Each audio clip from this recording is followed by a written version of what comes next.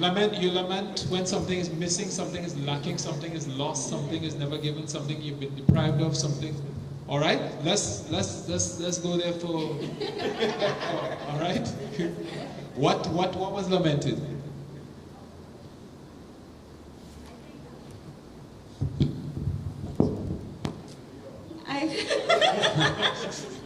I think the common lamentation among all of us was really the perception of Africa, because each one of us started off by saying, even though we had different views, we all share the same view of too many negative pictures are being painted. So what we came here to do was, whether it was fashion, whether it was education, we came and we promoted the positives that was coming out of Africa that no one was seeing.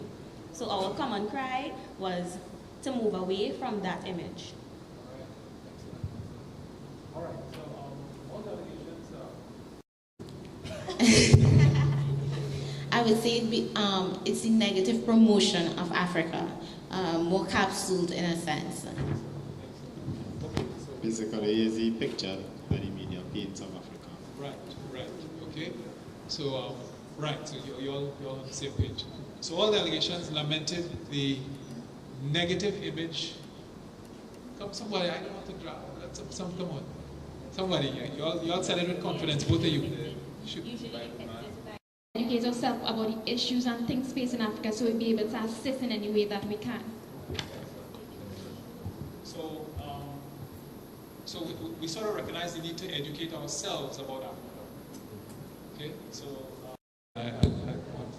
what I think we need to look at is a cultural adjustment together with industrialization, and that is what we were saying. It's not just the duplication of foreign policies, because what we see now is that Africa is the capital of investment. Worldwide, everyone is looking to Africa.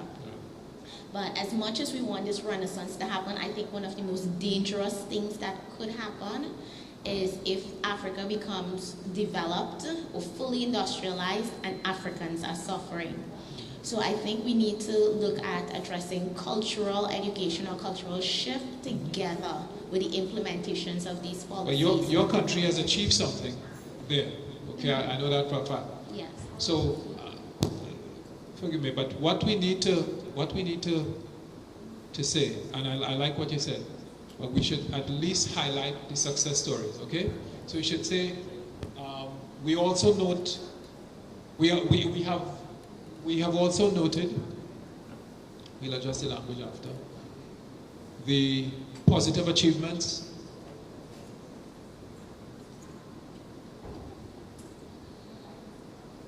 in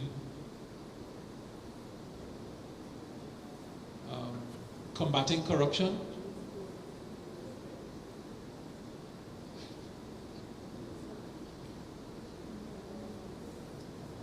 and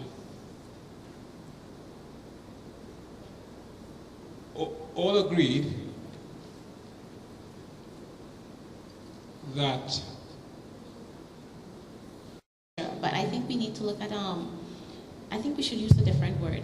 It's a concept that we need to look at in how we view things and how we manage. And if you're speaking about a cultural change, for example, in my speech I spoke about an interview I did with a Ugandan citizen, Sergius, and he actually said that yes, they have the education system, but it is poor. At the end of the day, he is also in the oil industry, and this would be considered a cultural change because everybody is rushing to go into that. So if that is all they want to get into, and that is their mindset. However, when they get the education and they come out, the jobs are not there. As he said, there are a lot of white-collar jobs, and the jobs are not available to them. So even though they're spending these years and getting the education, they can't do anything with it. So that was my point of shift your focus and go on what you're already blessed with and what you already have, 70 to 80% in agriculture. So maybe with the cultural change, they will change their mindset and so learn to appreciate their natural resources. And I think that was the reason why I said we should use the word cultural change. But in the same aspect, I wasn't referring to us just developing one industry in a sense, but I'm looking at Africans understanding that we have a gift we have these abilities and we can do something with it. Okay. Because quite often I would listen to a lot of young people speaking and they don't realize that they have something magnificent. So we need to look at, I can't find the exact expression, but developing a culture where each one of us have our different backgrounds, but we see ourselves as really capable of doing something, and we see it as an emergency to invest in ourselves. Honorable delegates,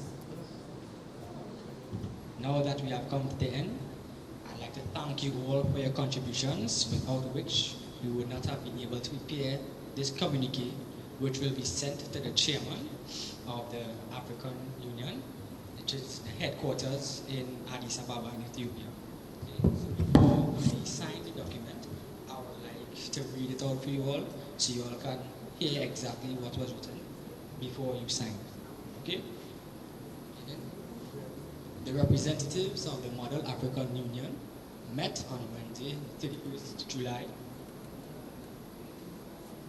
2013 at the JRV Convention Center, St. Cross Road, Princeton, to discuss the resolution, be it resolved that industrial upgrading is the key to economic development for Africa in the context of Pan-Africanism and African Renaissance.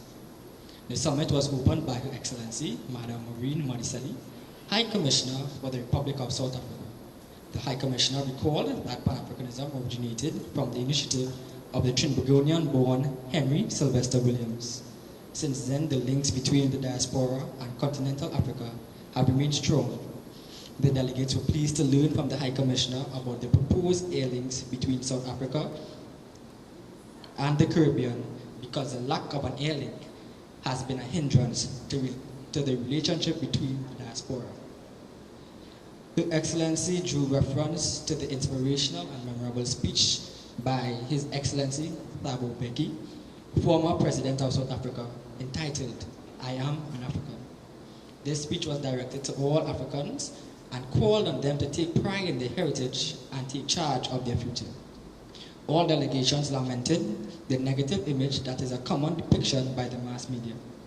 We saw the need to educate ourselves about the real situation in Africa, including the strengths of its society, governance, economic achievements, and diverse culture. The Model African Union delegates see these strengths as opportunities for growth, economic renewal, and development.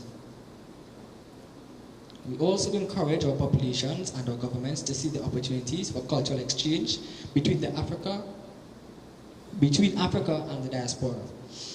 We recognize that many attempts at industrialization have not been effectively supported by proper planning and policy. We have also noted the positive achievements in combating corruption and developing a culture of innovation. We recognize the importance of acquiring the necessary skills for various forms of industrial activity and underlying the need for holistic education. We agreed on the need for incentives to encourage entrepreneurial development, particularly with youth.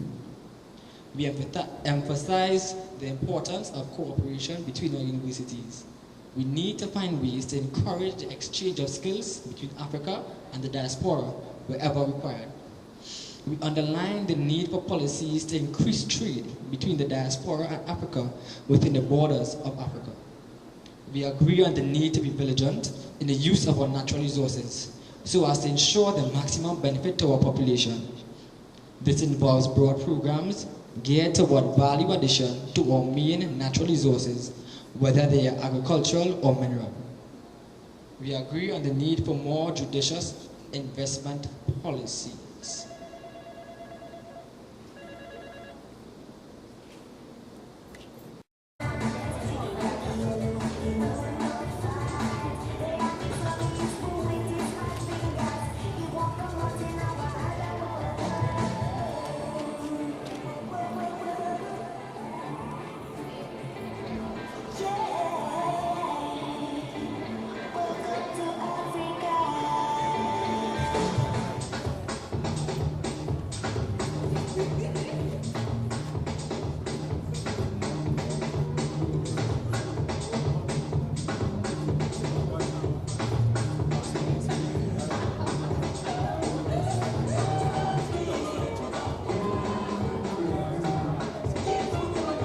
communique is being signed.